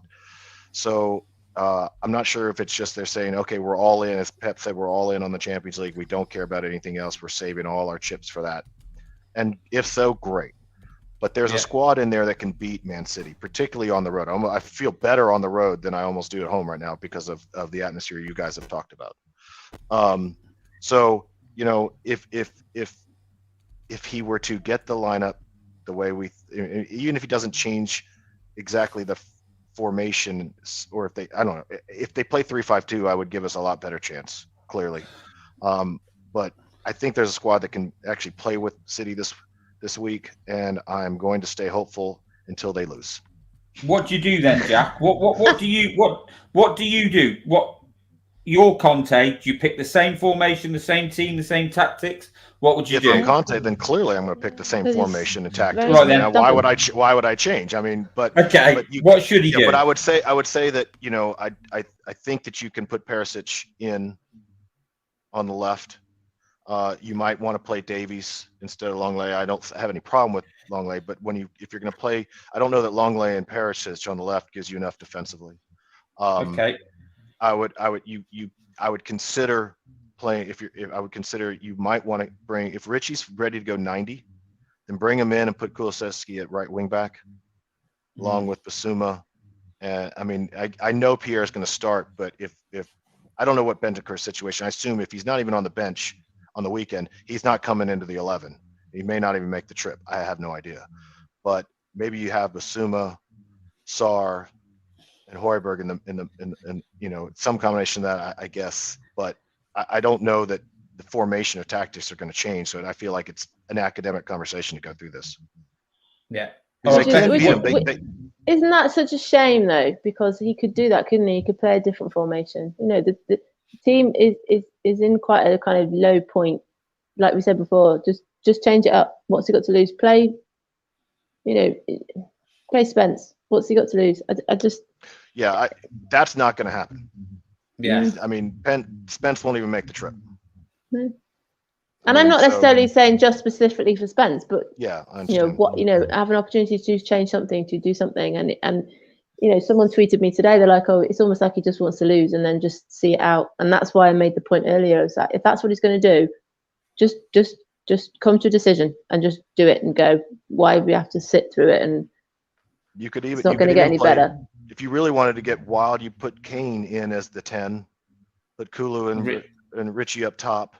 And you don't even have to do that. You can still theoretically be 3-4-3. You just tell Kane, leave it. But again, he's the best striker in the world. So Conte's like, you got to be in the box. But yet yesterday, if that's he said all season, I need him playing higher up, and he's had a great season. But at one point, Kane was deep in his own penalty area trying to play the ball out. Not yesterday. I'm sorry, the last game. He's trying to play the ball out deep in his own penalty area. That's your 9. So I can't imagine that was part of the training. So that seems to me a player improvising. So if he's going to do it, then maybe the players change formation and the tactics on the pitch. I mean, I don't know. I just sit there and say, okay, there's a squad in there, and maybe they're going to wake up and they're going to get into an environment where Man City away is not the most intimidating ground to be at. And they're going to say our season's on the line here, and we're going to put in a shift, and we can get at this team. We have confidence. We know we can beat this team. We're not afraid of this group, and they come out with a win. And all of a sudden, you could turn the corner. Although I'd say, and I swear I haven't been drinking. It could happen. So Becky, we go to Man City.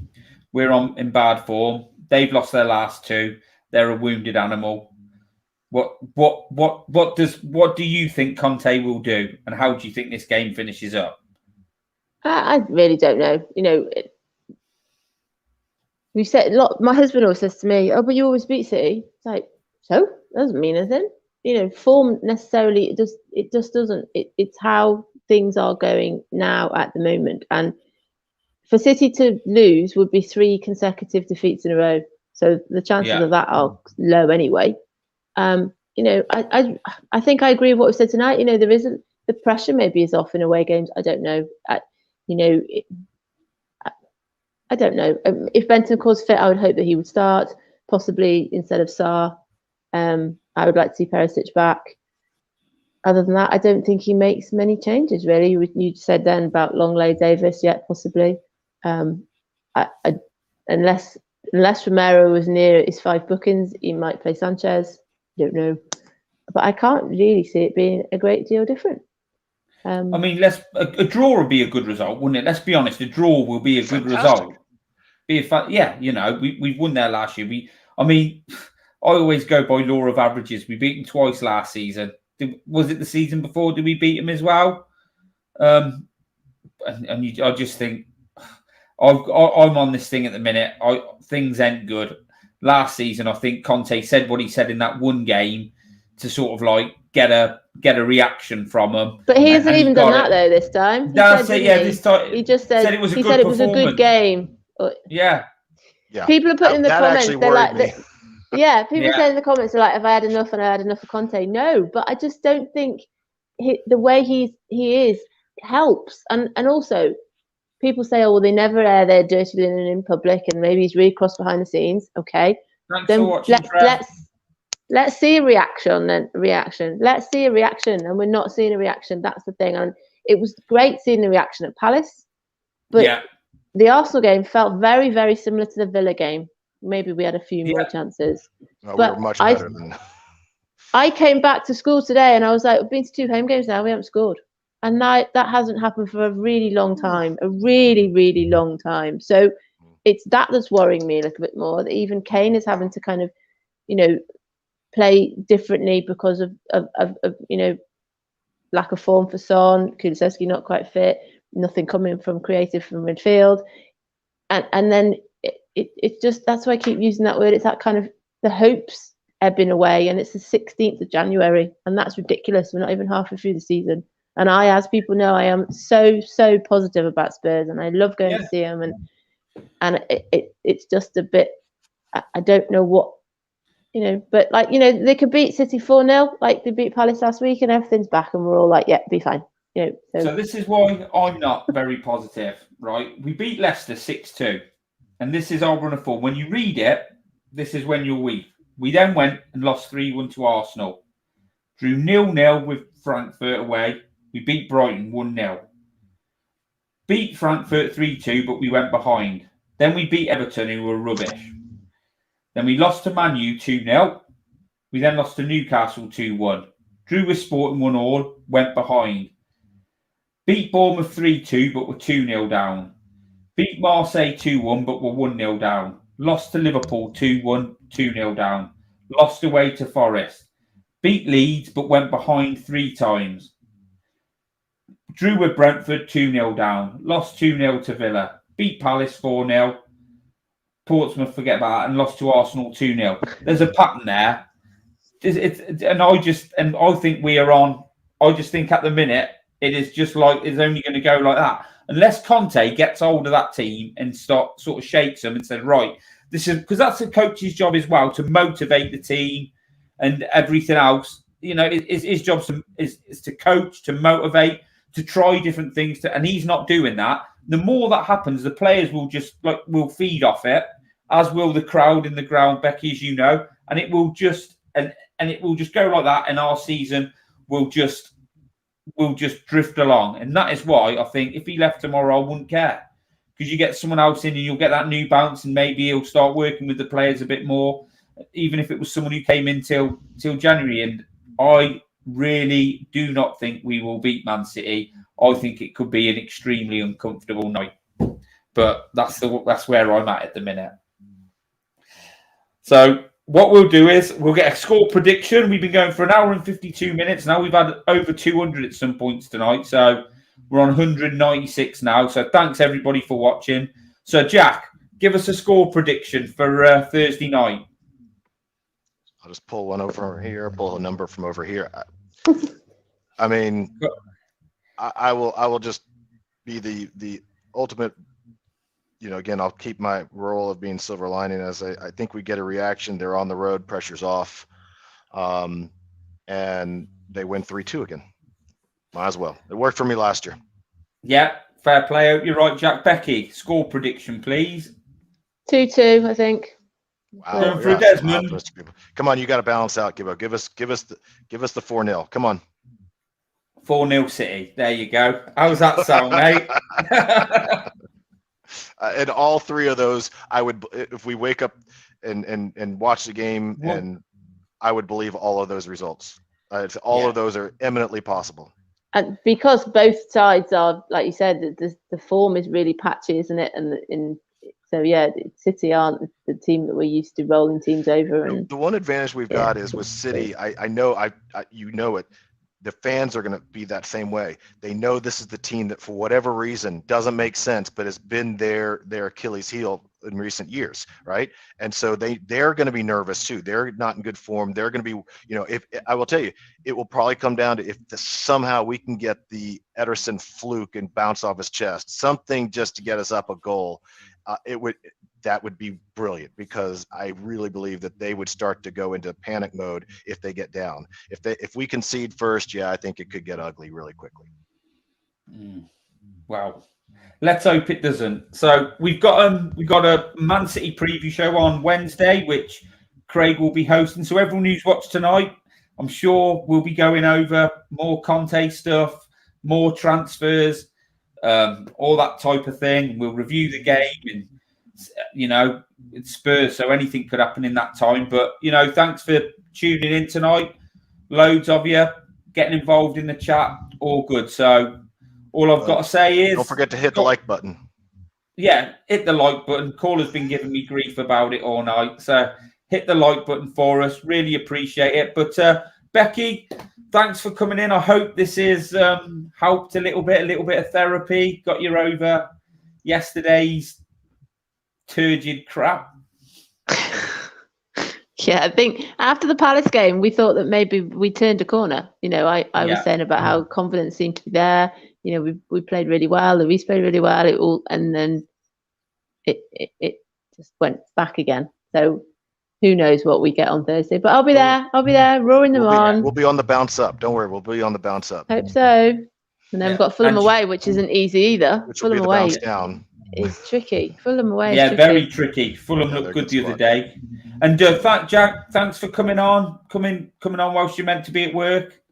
Or have you finished work now?